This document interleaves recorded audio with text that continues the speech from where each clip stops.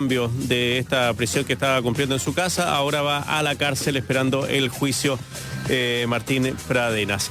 1:36 de la tarde, Lucía, tú nos comentabas antes de irnos que íbamos a hablar de un tema muy interesante y que tiene que ver con lo que va a pasar el 25 de octubre. Con lo que no sabemos, pero mucha gente espera que pase el 25 de octubre con el profesor Tomás Jordán, abogado, profesor del Departamento de Derecho Público de la Universidad Alberto Hurtado, quien además integró el equipo para la corredacción del proyecto de nueva constitución que presentó la presidenta Bachelet el 2018. Con él vamos a conversar del proceso constituyente, de las voces que se levantan anunciando que quizás no sería buen momento para realizarse el plebiscito, del conflicto político también que atraviesa este proceso. ¿Cómo está, profesor? Hola Marcelo, ¿cómo están? Muy bien, profesor. Muchas gracias. ¿Qué le ha parecido a usted el escenario político reciente, la discusión legislativa, y cómo esa discusión ha permitido que voces señalen que no es un buen momento para realizar un plebiscito? Hay dos cuestiones ahí que yo creo diferenciar un poco. Que uno tiene que ver con lo político, en el fondo, lo que ha ocurrido en el presidente y el Congreso en los últimos meses, básicamente. Profesor, se le está cortando ahí el audio. Vamos a esperar un minutito, lo van a llamar por teléfono. Ahí sí. Dale. Ahí. Pero mire, no apaguen la cámara porque lo estamos viendo, pero para tener la certeza de escucharlo sin problema, lo vamos a llamar por teléfono en este mismo instante para poder escucharlo sin perder la señal. Ahí está nuestro productor Marco, lo está llamando. Lo está llamando ahí, sí. Ahí recibió el llamado, que nadie lo interrumpa. Ahí sí, ¿está ahí, profesor? Sí. Ahí sí, profesor. Ya, perfecto. Bueno, profesor Tomás Jordán, usted estaba dando una idea sobre cómo ha encontrado el tema del debate político de estos últimos días y si esto puede ensombrecer el tema del plebiscito el 25 de octubre. Sí, ahí decía que hay dos cuestiones que son distintas. Una es la discusión o tensión que hay entre el presidente, el gobierno y el Congreso en los últimos meses a partir de los proyectos. Pienso en postnatal, en servicios básicos y esta última semana en AFP, que lo que nos muestra es un escenario político de un presidencialismo débil y un Congreso fortalecido que ha tenido que hacerse cargo de ciertas cuestiones, básicamente porque el presidente Piñera tiene doble minoría en el Congreso. Entonces uno esperaría que un presidente con doble minoría aplique o gestione políticamente ese obstáculo que tiene ahí en el Congreso, ¿no? Pero lo que ha pasado es que nos ha mostrado ciertos síntomas de agotamiento del sistema presidencial y que no más bien tiende a la traba y al bloqueo con lo que está ocurriendo en el Congreso hoy día. Y otra cuestión diferente que no creo que haya que mezclar, pero sí en términos de contenido, no en términos de procedimiento, que tiene que ver con el plebiscito del 25 de octubre.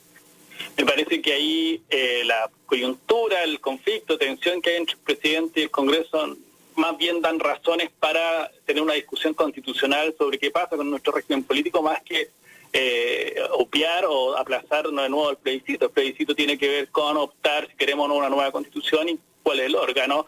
Y ahí la única razón que es atendible me parece que es la pandemia, pero el propio gobierno entró en una etapa de transición incluso para ir saliendo las medidas más estrictas en cuanto a las medidas sanitarias respecto a la pandemia. Entonces, si uno tuviera que analizar, la pugna entre ejecutivo y legislativo es una razón de discusión para el debate constitucional que me parece muy valorable tener, por un lado. Sí. Y dos, la razón de la pandemia pareciera ser que de aquí a octubre va a estar más controlado, por lo tanto tampoco sería una razón propia para poder aplazar de nuevo el plebiscito como se hizo en marzo. Y tercero, que fue una razón que alguna vez esbozó el presidente, pero que después nunca más lo nombró, que era el tema económico, porque la discusión sobre la coyuntura económica, que es muy compleja y muy grave, también tiene ciertas lecturas constitucionales sobre cómo el Estado, cómo el mercado, cómo se relacionan ellos en la nomenclatura constitucional. Nosotros desde el estallido social, pasando por la pandemia, hemos visto cómo los temas sociales han tomado la agenda. Incluso atrás, si nosotros pensamos 5 años atrás, educación, por pensiones, salud, trabajo, han sido los grandes temas sociales del último año, y esos son 100% constitucionales.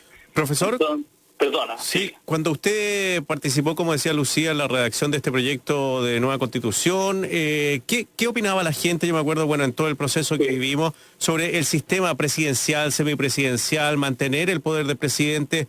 ¿Nos podría guiar por ahí también en la conversación? Sí, es súper importante lo que estoy diciendo, porque hay que mirar esos datos. Yo invitaría a mirar el resultado del proceso participativo. Es un diagnóstico muy claro del Chile que estamos viviendo. Voy a poner 2 ejemplos. Uno, que nosotros hicimos una pequeña lectura sobre los temas de género, por ejemplo, y era muy clara la perspectiva de género, la necesidad de igualdad entre hombre y mujer en ese tiempo, estábamos hablando de 2016, y que no era que haya nacido en generación espontánea ahí, claramente venía desde antes en la sociedad chilena, por un lado. Y 2, los temas sociales. Pero también, si tú me preguntas por el régimen político, de partida hay una voluntad hacia un régimen unicameral. Y las razones que se dieron en esa oportunidad coinciden con las razones académicas, que tienen que ver con mayor eficiencia del Congreso y menor tiempo de espera en la tramitación legislativa, que si uno lee la literatura, más o menos coinciden en la misma perspectiva. ¿Qué quiero decir? Que tomemos nota de ese proceso, miremoslo bien, porque hay muchas señales de hacia dónde debería ir un acuerdo constitucional. Uno en el régimen político, que también se pronunciaba por un presidencialismo más atenuado, el parlamentarismo es muy técnico para una discusión participativa, pero sí una atenuación, un mayor fortalecimiento del Congreso en ese sentido. Sí, yo quisiera saber cómo usted ha observado todo este proceso desde que se enarboló esa idea de hacer conversaciones, encuentros ciudadanos para conversar un proyecto de nueva constitución, ver que un sector echa por tierra esa idea, le baja el perfil, dice que la gente no está interesada en ese proceso, y luego ver lo que pasa de octubre en adelante. A usted como académico, pero además como una persona que participó en la elaboración de ese proceso anterior, ¿cómo ha mirado todo esto que ha sucedido en estos meses? A ver, yo creo que ahí, mira, voy a hacer una cuestión. Hay ciertos diagnósticos que se hicieron en el periodo de la expresidenta Bachelet que se han confirmado con el tiempo. Yo creo que eso es la primera cuestión, no solamente en tema constitucional, sino también en pensiones y en distintas esferas, también el tema educacional. Pero ¿qué quiero decir con eso? Que hay una cuestión que se ha dejado de lado en la discusión, o se había dejado de lado la discusión constitucional, que tiene que ver con la legitimidad ciudadana de un texto constitucional. De que un texto constitucional no es solo un acuerdo entre políticos, entre técnicos, sino si no tiene aceptación de la ciudadanía, lo más seguro es que ese texto no tenga futuro. Acá, ¿eso es por qué? Porque las democracias representativas vienen hace un tiempo entrando en crisis en esta distancia que hay entre ciudadanía y el representante. Por lo tanto, uno de los elementos que se tuvo a la vista en 2016 y que es muy claro a partir del octubre de 2019, es la necesidad de revincular o reconectar entre la élite política y la ciudadanía. Y en eso me pego un salto, perdón Lucía, pero el tema de AFP de las últimas 2 o 3 semanas tiene que ver con eso, no un tema de populismo versus una mala... Lo hemos sino dicho acá. De cómo hay una sintonía que en algunos aspectos se vuelve a retomar entre la ciudadanía y el sistema de partidos y los partidos políticos y los parlamentarios, que son canalizadores de la voluntad ciudadana. No olvidemos eso. Nosotros estábamos acostumbrados como que el sistema de partidos anduviese por un lado muy distinto a los requerimientos de la ciudadanía, y por lo tanto tomaban decisiones que mostraban esa desconexión. Y vuelvo a tu pregunta. Entonces, hay un proceso de muchos años de cambio de un ciclo político, creo yo, de una ciudadanía mucho más extrovertida, por llamarlo de alguna manera, mucho más demandante de incidencia, y que el proceso de Bachelet y el octubre del año pasado muestran con claridad. Tanto así que voy a contar una anécdota, si me lo permiten. Cuando nosotros iniciamos los encuentros locales el año 2016, muchas personas llamaron para decir dónde deberían ir a su encuentro local autoconvocado. ¿Dónde está mi encuentro local autoconvocado? Y nosotros no, si tú tienes que autoconvocar. Y octubre de 2019, la ciudadanía se autoconvocó, floreció, por decirlo de alguna manera, espontáneamente el autoconvocado. Quiero decir que hay un cambio cultural de empoderamiento de la ciudadanía que es necesario saber canalizar. Y ahí me parece que... Sí, perdona. Sí, no, es que le quiero hacer una pregunta porque quizás es mucho más evidente haberlo visto a partir del 2019, de octubre del 2019. Pero ¿qué antecedentes tenían ustedes por allá en el 2016 para plantear este proceso cuando no era tan evidente, al punto que hubo un sector que dijo que era completamente innecesario? Se restó. Lo que pasa es que, mira, perdona, Marcelo, me dijiste algo. Sí, que hubo un sector que se restó, que fue gran parte de la derecha que no participó en ese proceso. Voy a ser 100% honesto, hubo gran parte de la derecha que se restó el proceso político propiamente tal, porque creían que no había que cambiar la Constitución. Pero sobre la participación ciudadana, gran parte de la academia y de la política tampoco creían en ello. Les voy a contar una cuestión. Nosotros hicimos dos tipos de aproximaciones, desde los expertos en participación ciudadana, de base, de organizaciones que se dedican habitualmente a esto, versus a los académicos. Y los primeros nos dijeron, ¿saben qué? Nosotros creemos que la gente quiere participar, es un tema que va a participar, nosotros le damos como el visto bueno por decir, al proceso que están tratando de diseñar. Y el mundo académico y político nos dijo, ¿saben qué? No va a participar nadie porque a la gente no le importa participar. Mira, los expertos. Entonces nosotros, yo me acuerdo que la primera reunión con los participatólogos, por decirlo de alguna manera, fue primero.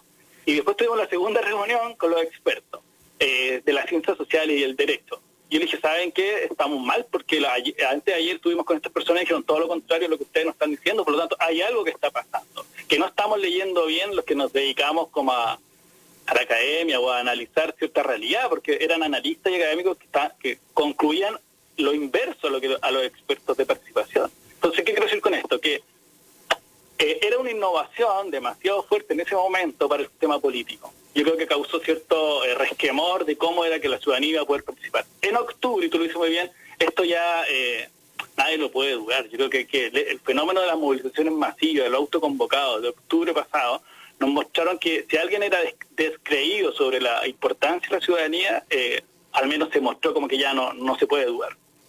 Estamos conversando con el profesor Tomás Jordán, profesor del Departamento de Derecho Público de la Universidad Alberto Hurtado, sobre el proceso constituyente que se nos viene. Y creo que me gustaría destacar en lo que estaba diciendo usted, la importancia de este proceso que hubo en el año 2016 y cómo se puede utilizar esa información que se recabó ahí, profesor, para, si es que se aprueba en el plebiscito una reforma constitucional. O sea, me imagino que eso no se debería descartar para nada, sino que es usarlo como insumo, ¿no? O sea, yo creo que si uno quiere hacer un buen diagnóstico aproximativo de hacia dónde debería ir la Constitución, debería mirar lo que la ciudadanía dijo en ese proceso. Con algunos matices hoy día, por ejemplo, en ese momento educación era más claro que hoy día pensiones, pero los derechos sociales, por ejemplo, es una cuestión clave de tener en cuenta de qué derechos, si se van a garantizar. El régimen político, hay que tener el valor de la justicia, de la igualdad, de la diversidad, la igualdad entre hombres y mujeres, todo aparece en ese proceso. El medio ambiente también. Es súper interesante lo que está diciendo. Mira, el medio ambiente fue el principal tema que apareció espontáneamente. Espontáneamente me refiero a que nadie podría previsualizar lo que habían muchos grupos organizados por un medio ambiente. Pero hoy día es un tema transversal a toda la sociedad. La protección de la naturaleza y el medio ambiente es un temazo en términos de está instalado. Ya no es posible mirar la sociedad chilena sin considerar esa variable de protección de la naturaleza y el medio ambiente. Nosotros nos llamó mucho la atención porque entendíamos que habían grupos de mujeres movilizados, grupos de evangélicos movilizados, grupos de políticos movilizados, pero nunca logramos detectar que hubiesen muchos grupos medioambientalistas movilizados. Pero el gran tema que apareció como un valor, como un derecho y como un deber fue el medio ambiente y la protección. Yo creo que la Constitución futura, la discusión en la Convención, gran parte va a tener como elemento rector transversal, me refiero el tema medioambiental. Sí, incluso sirve para revisar qué piensa la gente del derecho a propiedad a propósito de aquellas personas que están asustadas sobre lo que se podría venir. Y sobre esos sustos, me quiero centrar en la declaración que dio Jaime Belolio, el diputado Jaime Belolio esta semana, que dice que Chile recibió ya demasiados golpes como para avanzar en un plebiscito y cambia su idea de aprobar a una de rechazo. ¿Cuál es la postura suya respecto de la idea que ante el conflicto lo mejor es no avanzar en un proceso constituyente? Sí, estuve justo con el diputado en un programa y le pregunté algo parecido a lo que tú... ¿Por qué? Porque él señalaba que la violencia en el último tiempo era la razón para no avanzar en el apruebo, sino el rechazo y por lo tanto no ir en un proceso institucional de cambio. Pero creyendo él que básicamente no se iban a respetar las reglas constitucionales. Cuestión que no puedo estar más en desacuerdo, si se lo plantea. Uno, porque si tenemos un problema social entre distintas cuestiones que no hemos podido llegar a una solución, eso es propio de la discusión constitucional, y entre más institucionalizada sea, mejor.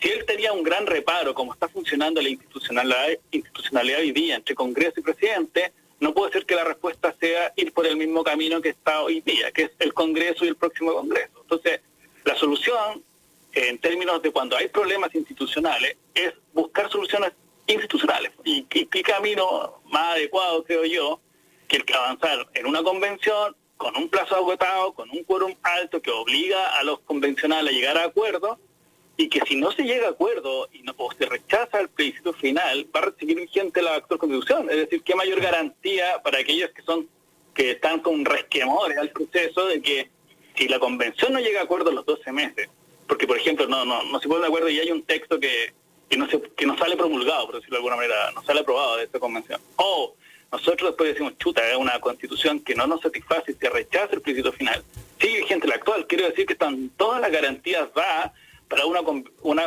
discusión constitucional muy civilizada, con garantías para todos los sectores. Me parece que él responde a un sector que se ha pronunciado muy en contra, y parece que él está en línea de eso, ¿no? Más bien me llamaba la atención que estuviera por el apruebo que por el rechazo. Sí, yo creo que, como lo comentamos con Lucía, también hay una cuestión política ahí, porque le va a hacer el guiño adentro de la UDI, que ahora vienen las elecciones internas, entonces claramente no iba a ser el único UDI que va a estar a favor del apruebo, porque si queda mal. El presidente de la UDI no puede estar por el apruebo. Claro. Una última pregunta que tiene que ver con los resquemores sobre que todavía estemos en pandemia, y quienes han levantado la voz diciendo que el plebiscito se tiene que hacer sí o sí. Hay ejemplos en el extranjero de procesos electorales y, por ejemplo, se señala la posibilidad de votar en 2 días u otros. ¿Usted qué consejos daría en esa línea? A ver, uno, me parece que toda la discusión sobre el plebiscito en octubre, estamos dentro de la pandemia, por lo tanto, nadie, como afirmó el presidente del Consejo Directivo del CERVEL, que las comunas en cuarentena no podrían votar, que tenemos que dar una solución en esa coyuntura. Punto 1. O sea, el plebiscito tiene que haber.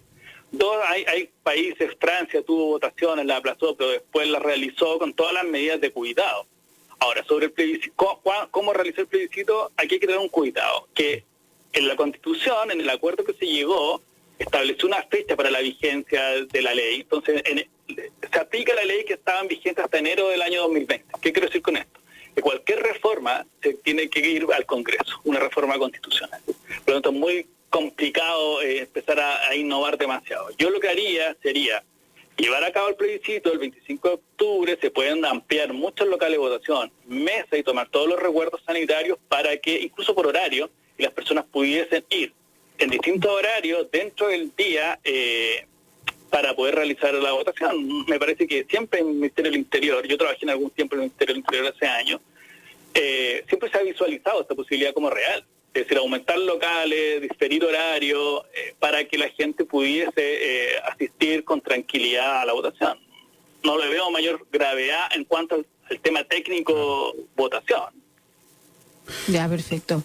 Muchas gracias, pues, profesor Tomás Jordán, académico del Departamento de Derecho Público de la Universidad Alberto Hurtado, que además integró el equipo para la corredacción del proyecto de nueva Constitución presentado por la presidenta Bachelet. Y a propósito de eso, ¿dónde se pueden encontrar esos insumos? ¿Dónde está la redacción? Buena pregunta, porque el gobierno bajó la página una vez acabó el gobierno anterior, el INAP, el Instituto de Asuntos Públicos de la Universidad de Chile. Si ustedes se meten ahí están todos los datos en su web.